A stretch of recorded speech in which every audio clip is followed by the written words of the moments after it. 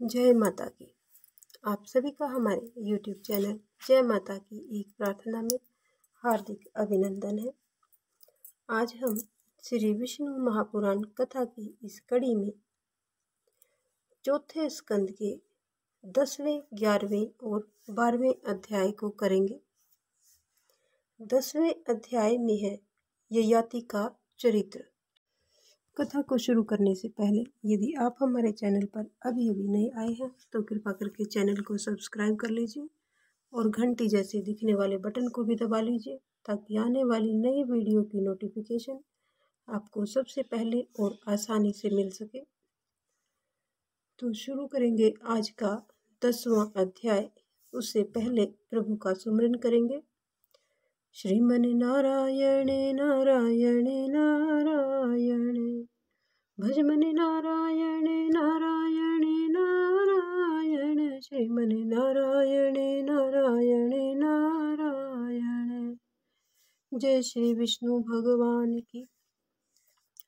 तो शुरू करते हैं आज का 10वां अध्याय ययाति का चरित्र। इसमें श्री पराशर जी बोले कि नहुष के यति, ययाति, संयाति, व्यति और कृति नामक 6 पराक्रमी पुत्र हुए। किसके? नहुष के। यति ने राज्य की इच्छा नहीं की, इसलिए ययाति ही राजा बना। ययाति का विवाह शुक्राचार्य की पुत्री देवयानी और वृषपर्वा की पुत्री शर्मिष्ठा से हुआ था। ययाति को शुक्राचार्य ने शाप दिया था, अतः असमय ही उन्हें वृद्धावस्था ने घेर लिया था। पीछे शुक्राचार्य जी के प्रसन्न होकर कहने पर उन्होंने अपनी वृद्धावस्था को ग्रहण करने के लिए बड़े पुत्र यदु से कहा कि पुत्र, तुम्हारे नाना जी के शाप से मुझे असमय ही बुढ़ापे ने घेर लिया है। अब उन्हीं की कृपा से मैं उस बुढ़ापे को तुम्हें देना चाहता हूँ। मैं अभी विषय भोगों से तृप्त नहीं हुआ हूँ, इसलिए 1000 वर्ष तक मैं तुम्हारी युवावस्था से उन्हें भोगने की इच्छा रखता हूँ। यानी उन्होंने अपने पुत्र से उसकी जवानी को लेकर के जीने की इच्छा जताई। अतः तुम्हें मेरी यह बात मान लेनी चाहिए। लेकिन यजु ने पिता की बात को नहीं माना, तो पिता ने उसे शाप दिया कि तेरी संतान भी राज्य पद के योग्य नहीं होगी। फिर राजा ययाति ने दुर्वसु, द्रहव्या और अनु सबसे यही बात कही, लेकिन किसी ने भी उनकी बात को नहीं माना। यानी उनके बुढ़ापे को लेने के लिए कोई भी तैयार नहीं हुआ, तथा उनमें से प्रत्येक ने अस्वीकार करने पर उन सभी को शाप दे दिया और उसने सभी अपने बेटों को श्राप दे दिया।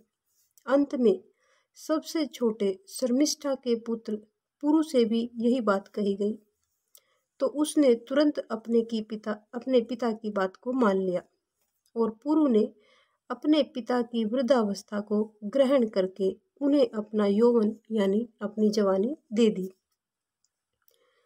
पुरु का जो यौवन लेकर के राजा ययाति ने समय के अनुसार धर्म पूर्वक भोगा और प्रजा का भले प्रकार से पालन किया।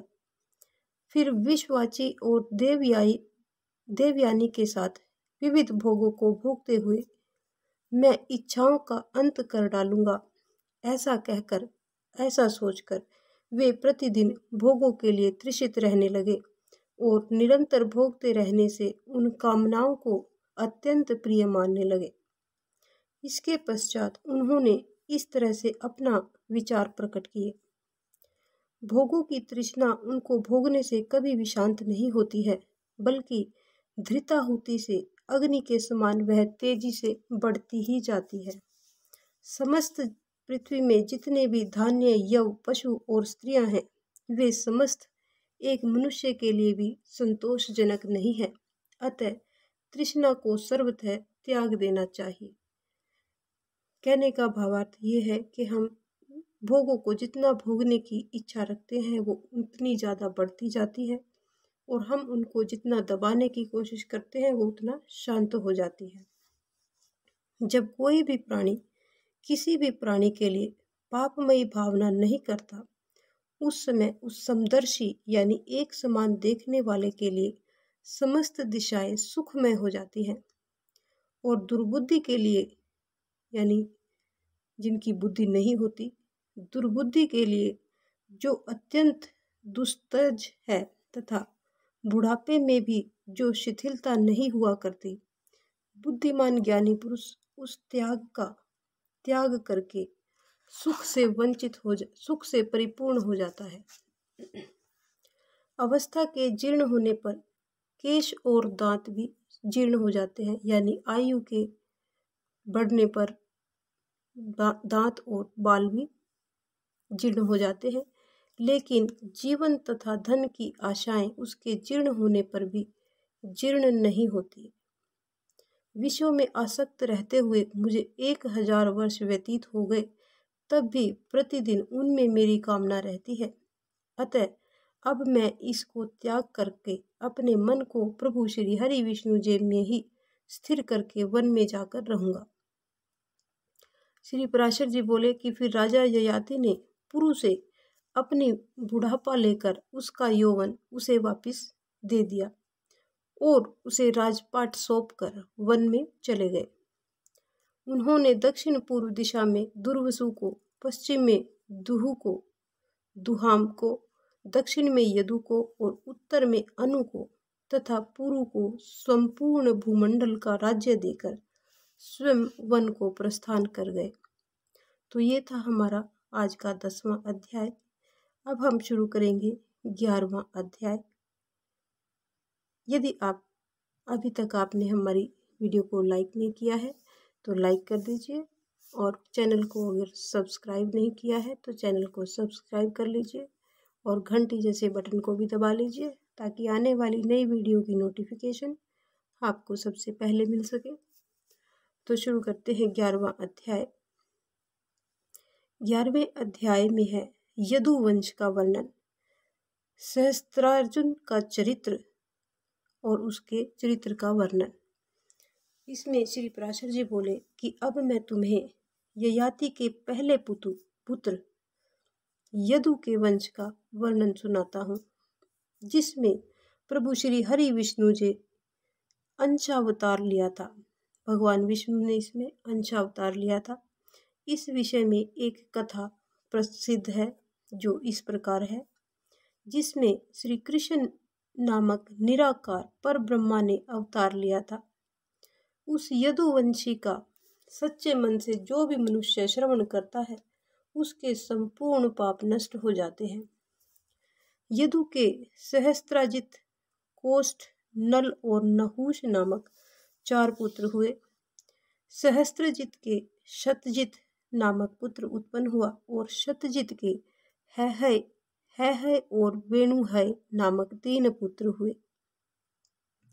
है का पुत्र धर्म हुआ और धर्म का पुत्र धर्मनेत्र, और धर्मनेत्र का पुत्र कुंती और कुंती का पुत्र सहजीत तथा सहजीत के महिषमान नामक पुत्र उत्पन्न हुआ, जिसने महिषमतीपुरी की स्थापना की थी। महिषमान के भद्रेश्य हुआ और भद्रेश्य के दुदुर्म नामक पुत्र पैदा हुआ। दुदुर्म के धनक और धनक के कृतवीर्य और कृताग्नि, कृतधर्म और कृतोजा नामक 4 पुत्र उत्पन्न हुए। कृतवीर्य के 1000 भुजाओं वाले सप्तद्वीप के अधिपति अर्जुन का जन्म हुआ।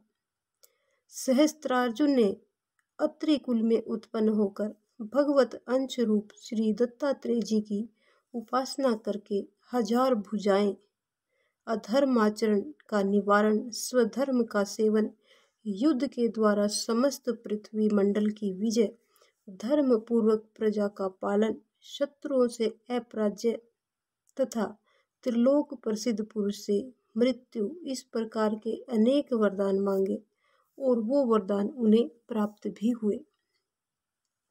अर्जुन ने इस संपूर्ण सप्तद्वीपमयी भूमि का पालन और 10,000 यज्ञों का अनुष्ठान किया था। यज्ञ दान तप विनय और विद्या में कार्तवीर्य सहस्त्रार्जुन की क्षमता कोई भी राज्य या राजा नहीं कर सकता। उसके राज्य में किसी भी प्रकार का कोई भी पदार्थ नष्ट नहीं होता था। इस तरह से उसने बल आरोग्य पराक्रम और संपत्ति को सदैव सुरक्षित रखते हुए 85,000 वर्ष तक राज्य किया।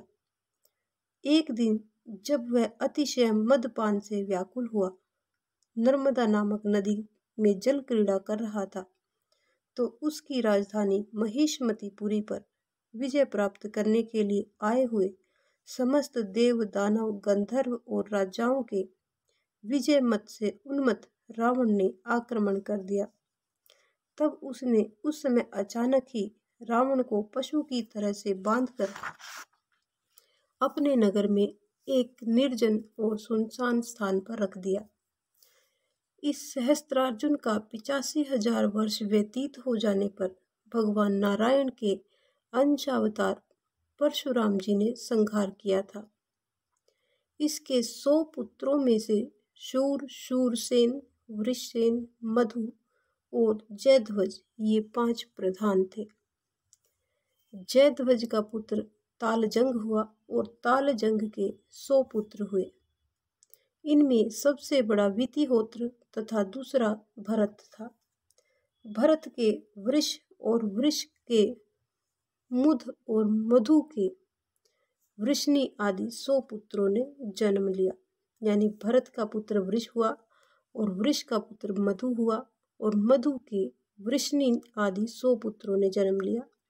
वृष्णि के कारण यह वंश वृष्णि वंश कहलाया। इसकी मधु के कारण मधु संज्ञा हुई और यदु के नाम अनुसार इस वंश के लोग यादव कहलाए। तो ये था आज का विष्णु महापुराण का 11वां अध्याय। अब हम करेंगे 12वां अध्याय। 12वें अध्याय में है यदुपुत्र क्रोष्टु के वंश का वर्णन। श्री पराशर जी आगे बोले कि यदुपुत्र क्रोष्टु के ध्वजी निवान नामक पुत्र ने जन्म लिया। उसके स्वाति के ऋशंकु के चित्ररथ और चित्ररथ के शशि बिंदु नामक पुत्र पैदा हुआ, जो 14 महारत्नों का स्वामी और चक्रवर्ती सम्राट था। शशि बिंदु के 1 लाख पत्नियां और 10 लाख पुत्र थे, जिनमें से ये मुख्य 6 थे। 6 कौन कौन से? पृथु शर्वा, पृथु कर्मा, पृथु कीर्ति, पृथु यशा, पृथु जय और पृथुदान। पृथु शर्वा का पुत्र पृथुतम और उसका पुत्र उष्णा हुआ, जिसने 100 अश्वमेघ यज्ञ संपन्न किए थे। उष्णा के शीतपु नामक पुत्र हुआ। शीतपु के रुक्म कवच और रुक कवच के प्रावृत नाम का पुत्र पैदा हुआ। प्रावृत के रुक्मेशु, पृथु, ज्यामद, वलित और हरित नामक 5 पुत्र उत्पन्न हुए। इनमें से एक कथा ज्यामत के विषय में अब भी बहुत प्रसिद्ध है, जो इस प्रकार से है। जगत के जो भी मनुष्य स्त्री के वशीभूत होंगे तथा जो पहले हो चुके हैं, उनमें शैव्या का पति राजा ज्यामद ही सर्वश्रेष्ठ है। राजा ज्यामद की पत्नी शैव्या निसंतान थी, लेकिन राजा ज्यामद ने संतान की प्रबल इच्छा होते हुए भी शैव्या के भय से दूसरा विवाह नहीं किया। एक दिन अनेकों रथ घोड़े तथा हाथियों के संघर्ष से भयानक संग्राम में लड़ते हुए उसने अपने समस्त शत्रुओं पर विजय प्राप्त कर ली और समस्त शत्रु अपने अपने स्थानों को छोड़कर वहां से भाग गए। उनके भागने के पश्चात उसने एक राजकन्या को देखा, जो डर से भयातुर होकर इधर उधर देखती हुई, हे तात, हे मात, हे भ्रात, मेरी रक्षा कीजिए, रक्षा करो कहती हुई जोर जोर से विलाप कर रही थी। उसको देखते ही राजा ने अपने मन में सोचा कि यह तो अच्छा ही हुआ मैं पुत्रहीन तथा बंध्या का पति हूँ। लगता है इसको मेरी संतान उत्पन्न करने के लिए ही प्रभु ने इस समय यहाँ पर भेजा है। मुझे इससे विवाह कर लेना चाहिए। इसे अपने साथ रथ पर बैठाकर अपने महल में ले चलता हूँ और अपनी पत्नी शैव्या की आज्ञा लेकर इस राजकन्या से मैं विवाह कर लूँगा। यह सोचकर राजा ने अपने साथ रथ पर बैठाकर अपने नगर को चल दिए। यानी उस लड़की को राजा अपने साथ लेकर अपने नगर में आ गया। वहां पर विजयी राजा के दर्शन के लिए संपूर्ण नगरवासी, राजा के समस्त सेवक, मंत्री और महारानी शैव्या सहित सभी कुटुंबीजन नगर के द्वार पर आए हुए थे। रानी शैव्या ने रथ में राजा के वाम भाग में बैठी हुई राजकन्या को देखकर रानी क्रोध में बोली कि हे चपलचित राजन, तुम्हारे साथ रथ में ये कौन बैठी है? रानी को इस तरह से क्रोध में देखकर राजा ने एकदम जब कोई उत्तर नहीं दिया गया तो वह डरते डरते बोले कि यह मेरी पुत्रवधू है। राजा का उत्तर सुनकर शैव्या बोली, राजन, मेरे तो कोई भी पुत्र नहीं है और आपकी दूसरी पत्नी भी नहीं है, फिर बिना पुत्र के आप इसे पुत्रवधू कैसे कह रहे हैं? श्री पराशर जी आगे कहते हैं कि इस तरह से शैव्या के ईर्ष्या और क्रोध कुलसित वचनों से विवेकहीन होकर भय के कारण कही हुई असंबद्ध बात के संदेह को दूर करने के लिए राजा ने कहा कि जो पुत्र उत्पन्न होने वाला है, राजा ने रानी को कहा कि तुम्हारे जो पुत्र उत्पन्न होने वाला है उसके लिए मैंने पहले से ही भार्या यानी पत्नी निश्चित कर दी है। राजा की बात को सुनकर रानी मधुर मुस्कान के साथ बोली कि ठीक है प्रभु, ऐसा ही है तो ऐसा ही करो। यानी अगर ये ठीक है तो आप ऐसा ही कीजिए। और शैव्या राजा के साथ महल की तरफ चल दी। थोड़े ही दिनों में शैव्या के गर्भ ठहर गया और यथा समय एक पुत्र उत्पन्न हुआ। पिता ने उसका नाम विदर्भ रखा और उसी के साथ उस पुत्र वधू का विवाह भी कर दिया। विदर्भ के द्वारा उसके गर्भ में कृत और कौशिक नामक 2 पुत्र उत्पन्न हुए। फिर रोमपाद नामक तीसरे पुत्र को जब जन्म दिया तो देवर्षि नारद जी के उपदेश से ज्ञान विज्ञान से वह संपन्न हो गया। रोमपाद के बब्रू के धृति और धृति के कौशिक और कौशिक के चेदी नामक पुत्र पैदा हुआ, जिसके कुल में चैद्य राजाओं ने जन्म लिया। राजा ज्यामद की पुत्र वधू के पुत्र कृत के कुंती नामक पुत्र पैदा हुआ और कुंती के धृति, धृति के निधृति, निधृति के दर्शा और दर्शा का पुत्र व्योमा और व्योमा के जिमूत नाम का पुत्र पैदा हुआ। जिमूत के विकृति उत्पन्न हुआ और विकृति के भीमरथ नाम का बेटा पैदा हुआ। भीमरथ के नवरथ और नवरथ के दशरथ, दशरथ के शकुनी ने जन्म लिया। शकुनी के क्रम्भी और क्रम्भी के देवरात और देवरात के देवशत्र नाम का पुत्र पैदा हुआ। देवशत्र के मधु और मधु के कुमारवंश, कुमारवंश के अनु और अनु के राजा पुरुमित्र हुए। पुरुमित्र के अंशु और अंशु के सतवत नामक पुत्र पैदा हुआ तथा सतवत से सातवत वंश आरंभ हुआ। हे मैत्रेय, इस प्रकार से राजा ज्यामद की संतान का सच्चे मन से श्रद्धा पूर्वक श्रवण करने से मनुष्य के समस्त पाप नष्ट हो जाते हैं। तो ये था आज का हमारा 12वां अध्याय, जो यहीं पर संपन्न होता है। आज की हमारी ये कथा यहीं पर संपन्न होती है। यदि आपको हमारी ये कथा पसंद आए तो एक लाइक का बटन अवश्य दबाएं और हमारे चैनल को सब्सक्राइब कीजिए और अपने मित्रों और प्रियजनों में इसे आगे भी शेयर करते रहें। जय माता की।